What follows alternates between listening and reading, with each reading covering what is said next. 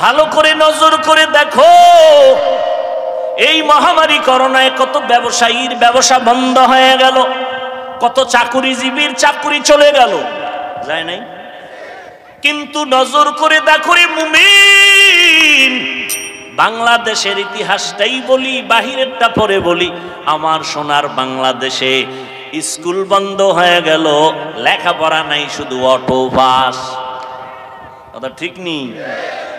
মাওলায় যদি তুমগো বেশি বেশি খতম পড়ানো দরকার, জাল্লা করোনা 10 বছর দাও, আর 10 বার যদি অটো পাস করি, জাগাত আমি এমবিবিএস ডাক্তার হয়ে চেয়ারে বসবো, রুগীরে বাঁচাইতে না পারলেও তো মারতে বিসমিল্লাহ লাগবে না।